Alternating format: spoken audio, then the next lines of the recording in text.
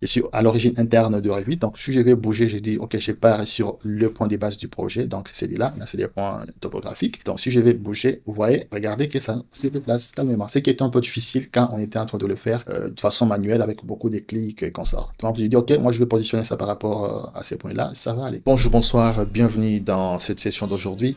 Comme je l'avais promis, aujourd'hui nous démarrons une nouvelle session sur Revit. Nous n'allons pas abandonner Robot car il y a encore beaucoup de choses à partager là-bas, mais nous allons démarrer être de façon beaucoup plus focus sur Revit. Et ça ne sera pas que Revit pur, mais Revit augmenté, comme j'aime le dire. Donc à travers cette série, bien sûr, on fera des manipulations sur différentes thématiques par rapport à Revit. Mais nous allons également voir comment accroître la puissance des Revit. C'est pourquoi je suis en train de parler des Revit augmentés, voir comment nous pouvons étendre la puissance des Revit. Et aujourd'hui, j'essaierai d'entrer avec vous dans le monde de la conception paramétrique avec certains plugins qu'on va découvrir tout de suite. Alors, vous le savez très bien, ce n'est plus qu'un secret. Actuellement, le monde évolue très vite, le monde du numérique. Ça évolue dans tout le domaine et notre domaine n'est pas épargné. Il y a quelques années, on était en train, par exemple, pour moi, de faire du plan avec AutoCAD AST pour faire du plan de détail, du plan de ferraillage et tout. Après est venu Revit. On a oublié AutoCAD AST. D'ailleurs, ce n'est plus édité, c'est logiciel. Et aujourd'hui, Revit est en train d'évoluer. Peut-être que dans 2 ans, 3 ans, 5 ans qui arrivent, on ne va plus voir Revit comme nous l'avons aujourd'hui. D'où l'importance actuellement de pouvoir s'aligner sur cette évolution. C'est même l'objectif de cette série de tutoriels que je vais commencer à partager avec vous afin que nous nous alignions sur l'évolution dans le monde de la conception 3D, dans le monde du BIM et tout ce qui tourne autour.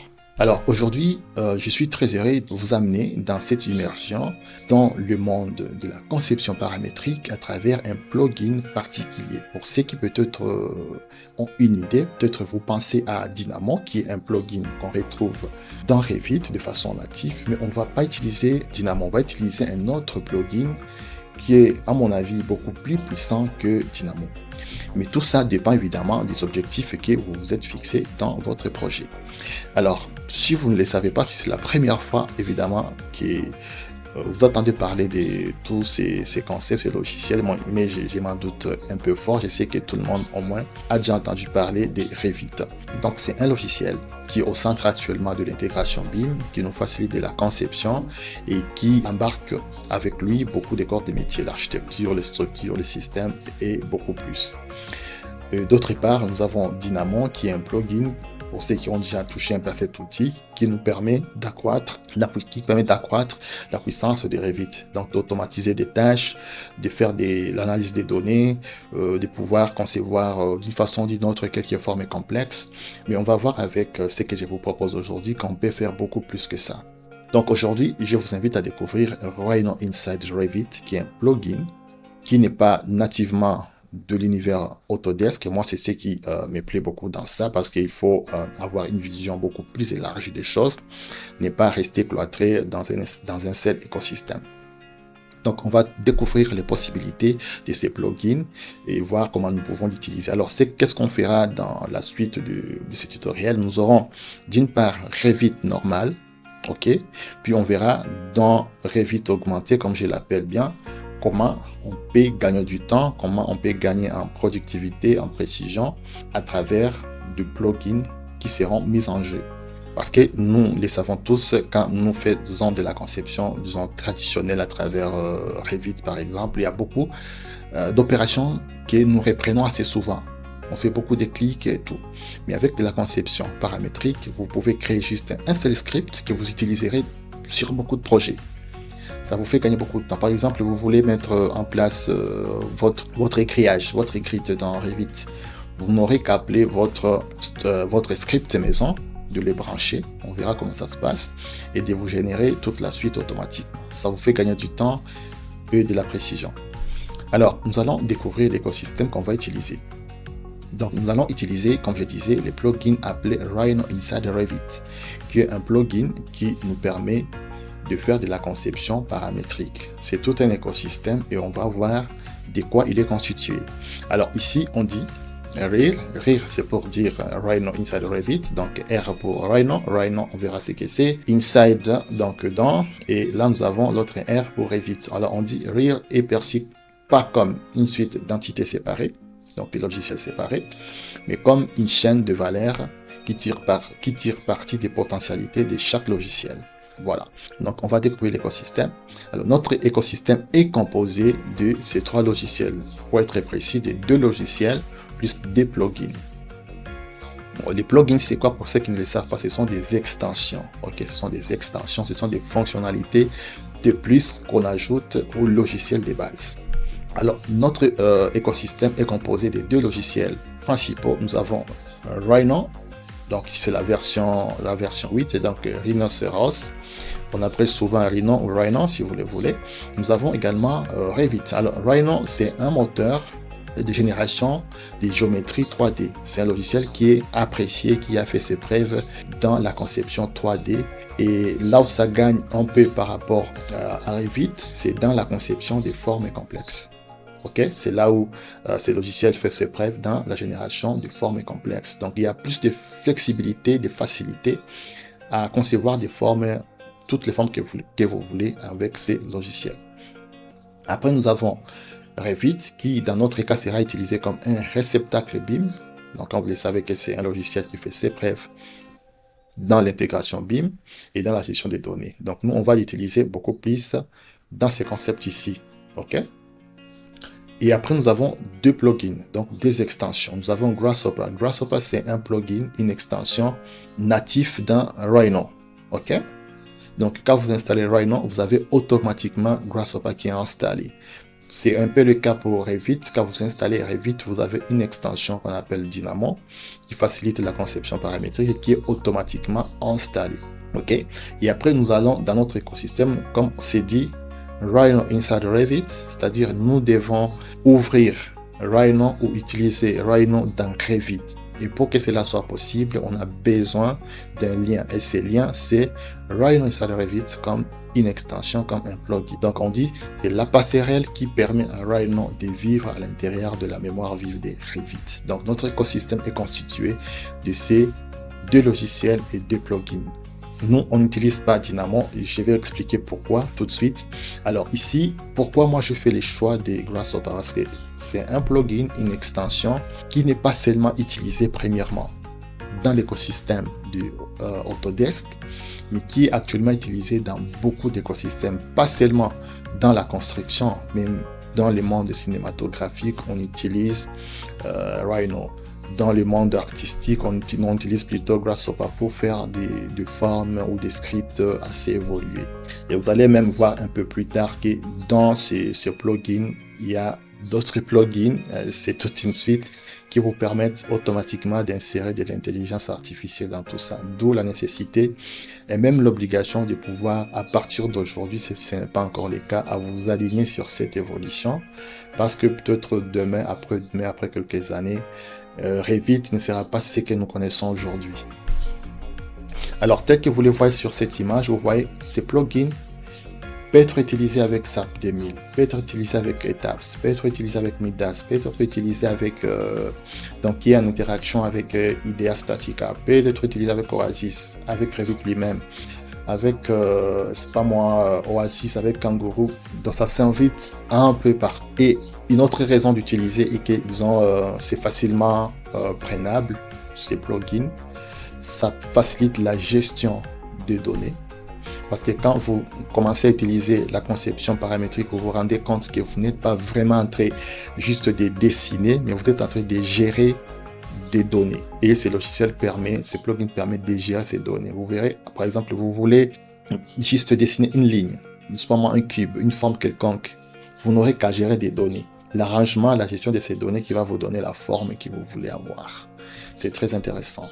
Voilà, c'est ça même la raison pour laquelle moi, personnellement, j'ai migré vers ces plugins parce que il me permet d'être beaucoup plus ouvert, ne pas seulement rester ancré dans l'univers Autodesk. Voilà. Et je pense que même Autodesk lui-même a compris et a intégré ce plugin à travers Rhino inside Revit, l'a intégré dans son écosystème. Et c'est ce qui fait la beauté de toute la chose. Alors, dans la suite de manipulation, je vais vous expliquer progressivement comment chaque logiciel fonctionne, quelle est la philosophie derrière, qu'on découvre petit à petit, comment l'utiliser. Ok, je sais que ça ne sera pas peut-être facile pour beaucoup pour la première fois, mais c'est vraiment très simple après quelques exercices. Alors, aujourd'hui, dans cette conception, ce que je viens de dire, nous allons voir comment gérer la problématique des coordonnées dans Revit. C'est un sujet qui est assez souvent oublié, ou un sujet pour lequel on ne portait pas beaucoup d'attention, mais très capital, parce que si ce n'est pas bien compris, n'est pas bien géré,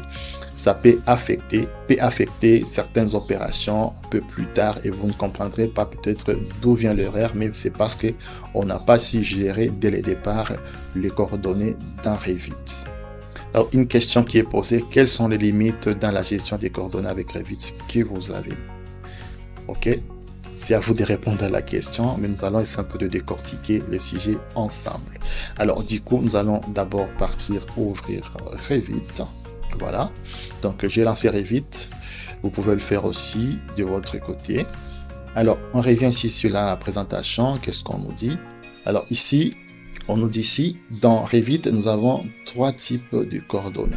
Ok, nous avons les points internes. Ok, nous avons les points internes, qui est la référence mathématique dans Revit.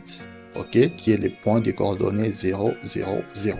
Nous avons ce qu'on va appeler le point du projet, donc le Project Base Point, qui est en fait la référence, disons qu'il y a un point de référence sur votre modèle. En termes simples, c'est quand vous êtes sur les sites, sur chantier, c'est les points de référence sur les chantiers.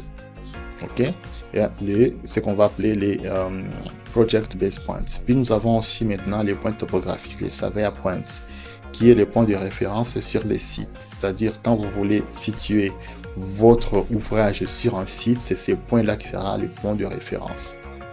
Ok, c'est très important. Moi, j'ai participé à certains ouvrages, une petite parenthèse, où la gestion de ces points était tellement capitale. Ok, parce que souvent, dans ce projet-là, nous, on recevait deux plans d'un grand bureau d'études, et lui, après ses études, avait déjà marqué dès le départ les points topographiques. Et c'était très intéressant pour pouvoir suivre tout ça.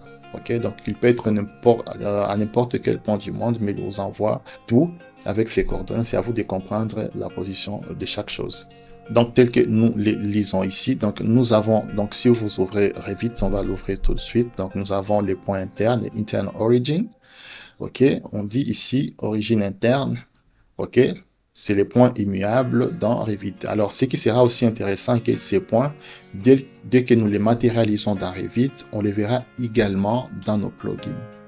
Ça va nous permettre d'aligner ce qu'on fait dans Rhino, dans Revit. Et donc, comme je disais, en fait, disons, c'est cette problématique, comme je disais, les problématiques de coordonnées, la problématique des origines dans Revit crée des fois des problèmes. Vous pouvez par exemple mener certaines opérations à un certain niveau, par exemple amener votre modèle analytique de Revit par exemple d'un robot, mais si vous n'avez pas bien géré dès le départ les origines, les coordonnées, ça va vous créer des soucis. Donc, ici, nous allons essayer de comprendre la différence entre les différents systèmes que nous avons et pouvoir comprendre comment l'utiliser et quand l'utiliser. Comment les utiliser et quand les utiliser. Alors, nous avons ici, disons, les trois coordonnées des bases qu'on trouve dans Revit. Donc, nous avons premièrement le point interne, internal origin. Nous avons le point topographique, les Surveyor Points, puis nous avons le point du projet, le Project Base Points. Donc, ce sont les trois coordonnées que nous retrouvons dans Revit et chaque coordonnée, chaque point a son importance. Par exemple, pour les points internes, ici, internal origin, c'est les points mathématiques de référence dans les logiciels. C'est les points des coordonnées 0, 0, 0. Nous avons ici les Surveyor Points, c'est les points de référence sur les sites. Là où on va construire votre ouvrage. C'est les points de référence qui va vous aider à implanter, par exemple, à situer votre ouvrage sur les sites. Puis nous avons les Project Base Points, donc les points de base du projet. C'est les points de référence sur les chantiers. Donc, il faut voir cette nuance entre les Surveyor Points, les points topographiques et les points du projet. Surveyor Points, c'est pour tous les sites. donc les bâtiments par rapport au site. Et puis nous avons les points du projet, donc c'est un point de référence sur les bâtiments qui sera le point de référence, je dirais, pour toute la suite de votre ouvrage. Toute l'implantation, toutes les références, et qu'on sort. Voilà, on voit comment ça se passe dans Revit. Sorry, on va sauter un peu vite. Alors, on revient.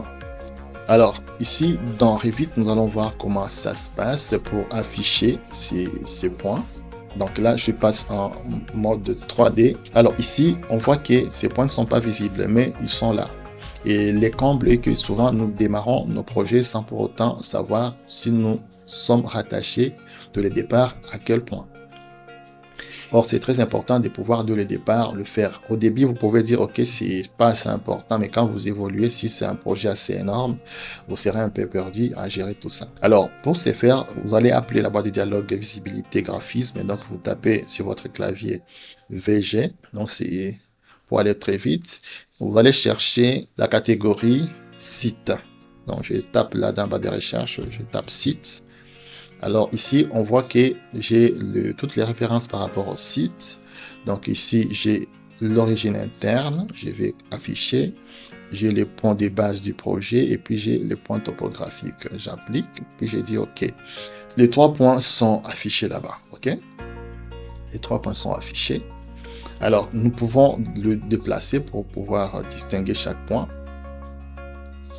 Donc, si j'ai fait un double clic, voyons.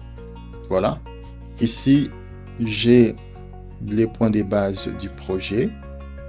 Voilà, donc sont là les 3 coordonnées. Donc ici, nous avons les points de base, Project Base Point, ici, donc le cercle avec une croix. Nous avons ici les points topographiques, donc ça va à pointe avec ces triangles ici. Et là, nous avons le point interne du Revit. Donc ici, c'est les points des coordonnées 0, 0, 0. Alors, ce qui nous intéresse beaucoup plus ici, donc ce sont les dés là. Donc, si vous voulez changer les coordonnées, donc supposons que vous avez ici les coordonnées topographiques, donc celui qui a fait les études topographiques, et vous transmet les points par rapport au site et par rapport, c'est pas moi, les points de référence sur chantier. Donc, ce sont des données que vous pouvez entrer facilement ici et manuellement. Donc, vous cliquez dessus et dans le panneau ici, vous pouvez entrer les valeurs qui vous ont été transmises. Vous pouvez ajuster la position. Tout comme ici pour les sites, vous pouvez également faire la même chose. Vous cliquez dessus et vous allez entrer les différentes valeurs ou vous les faites directement ici. Alors ici, voyons, pour activer, il faut ici détacher ici les trombones pour entrer les valeurs. Vous pouvez le faire directement à travers l'espace graphique ici ou à travers les panneaux là-bas. OK? Voilà, donc c'était un détail important. Alors, si vous voulez déplacer votre ouvrage d'un point, par exemple, vous l'avez démarré ici au point 00, donc par rapport au point interne, OK? Vous voulez l'amener ici. C'est là même, c'est toute la subtilité de tout ce qu'on va faire. Donc, la première chose, c'est d'abord fixer.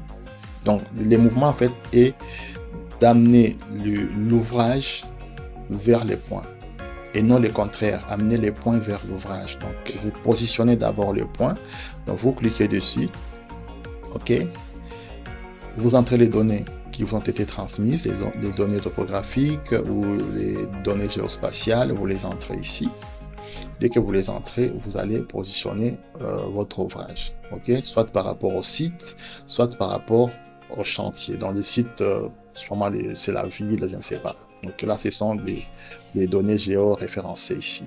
Là, ce sont les données du site, donc par rapport au chantier. Voilà. Alors, donc pour résumer, donc le mouvement sera d'amener l'ouvrage vers les points et non les points vers l'ouvrage. Donc, vous positionnez premièrement le point, puis vous allez chercher un point donné sur votre ouvrage qui sera le point de référence que vous allez rattacher à notre coordonnée ici, à notre point. Voilà. Alors, si on essaie un peu de faire un petit exemple, je vais dessiner vite un cube. OK. Alors, je vais le faire à travers l'outil composant, créer composant in situ. OK. Alors, je vais créer un volume. Je vais rouler jusqu'au fond. Je dis OK. Donc, je laisse un volume 1. OK. Alors, je vais prendre le rectangle ici.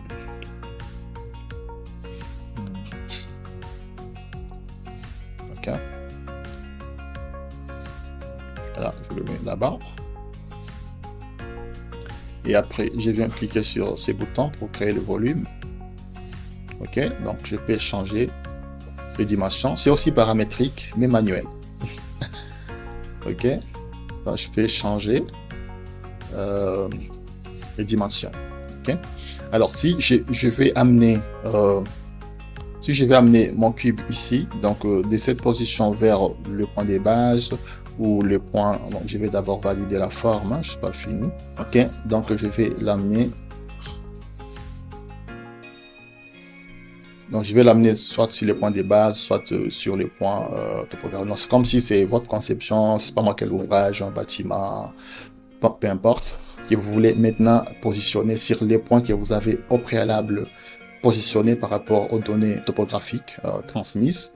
Donc vous allez juste sélectionner l'ouvrage. Pour notre cas, c'est l'équipe. Vous allez les déplacer. Donc vous pouvez faire la combinaison MV pour dire Move. Donc moi, je vais faire la combinaison MV. Donc j'ai sélectionné, donc je vais les déplacer vers le point ici. Donc je prends n'importe quel point de référence sur mon ouvrage. Je clique et je vais essayer de déplacer. Ok, donc là je vais les positionner, disons mon ouvrage par rapport au point de base du projet. Comme je peux les reprendre et les positionner sur un autre point. Par exemple, je vais dire que je vais les remettre au point 0 par exemple. Donc j'ai fait encore un V. Je sélectionne d'abord. Et je vais piquer un point quelconque et je peux les ramener, voilà, par exemple, au niveau du point 0. Voilà, donc c'est comme ça que ça va se passer. Mais n'oublie pas, dès le départ, démarrer à penser déjà à fixer les points, les coordonnées du point de base ou du point topographique avant de déplacer l'ouvrage vers. OK? D'accord? Et aussi pour ceux qui font par exemple des modèles analytiques, pour les amener dans Robot, c'est toujours de vous situer au point des coordonnées 0, 0 avant de pouvoir effectuer l'impôt vers Robot. Parce que si ce n'est pas au point 0, 0, vous risquez de ne pas, disons, trouver votre ouvrage situé à la bonne position et ça peut créer quelques perturbations dans la suite. Voilà, donc ce que je voulais vous montrer. Il y a d'autres options, vous poserez des questions, je pourrais répondre par rapport, par exemple, à la gestion des niveaux et tout. Ok. Alors, une dernière chose que je peux montrer à ces niveaux, si par exemple je sélectionne ces points, voilà un peu comment ça se passe manuellement dans Robot, dans une manipulation pure.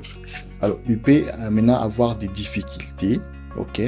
Par exemple, dans un cas d'un projet réel, par exemple, vous avez débuté votre projet ici et que, par exemple, le point topographique se trouve très loin. Ok, même sur votre mesure d'échelle, par exemple, ça se trouve à 10 km, 20 km sur échelle dans l'espace Revit et que l'ouvrage est important, ça sera très compliqué à pouvoir gérer cette coïncidence de points avec les coordonnées topographiques, les points de base et tout. Mais aussi pour chaque projet, vous aurez à effectuer la même opération. C'est là où va intervenir maintenant de la conception paramétrique, c'est qu'on va voir dans la suite, tout de suite ici. Donc, avec la conception paramétrique, vous aurez seulement à positionner, peu importe, si même les points topographiques se trouvent à 50 km, à 100 km et tout, peu importe la taille de votre ouvrage, vous pourrez les faire en quelques clics. Juste quand vous avez les scripts de base, vous connectez à votre ouvrage et vous les ferez en quelques clics. Et c'est un script que vous pouvez utiliser sur beaucoup de vos projets.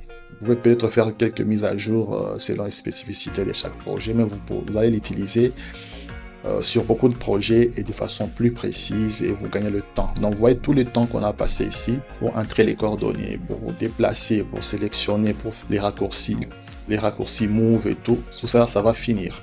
Donc si par exemple vous avez fait 10 clics, vous avez fait 20 clics pour faire cette opération avec la conception paramétrique, vous voulez faire peut-être en 5 clics ou en 3 clics, peut-être pas, peut-être même en un seul clic et ça sera fait. Donc je vous invite à entrer maintenant dans le module de la conception paramétrique et ça sera l'occasion directement de vous présenter l'écosystème de façon beaucoup plus concrète.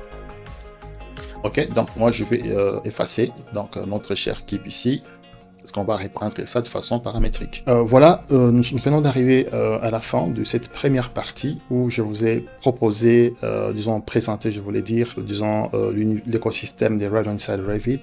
Je vous ai parlé de la conception paramétrique ou algorithmique. Nous avons vu la gestion de points, donc de coordonnées dans Revit. Donc Revit, je dirais standard, donc sans plugin. On a vu comment on peut gérer différents types de coordonnées que nous avons, donc le point topographique, le point de base du projet et les points internes.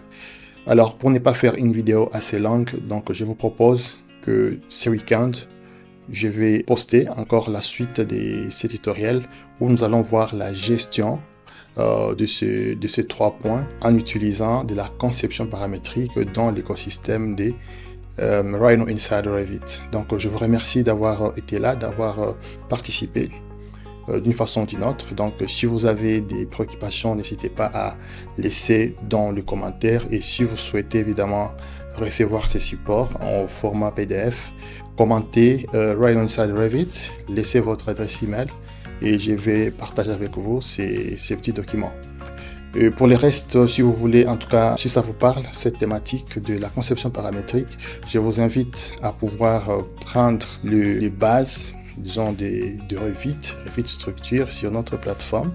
Donc, c'est une formation que nous avons, Revit Structure pour les BIM. Vous pouvez améliorer vos capacités ou sinon vous initier à l'utilisation de ces logiciels, parce que pour faire de la programmation, disons de la conception algorithmique, il faut avoir une base déjà dans Revit.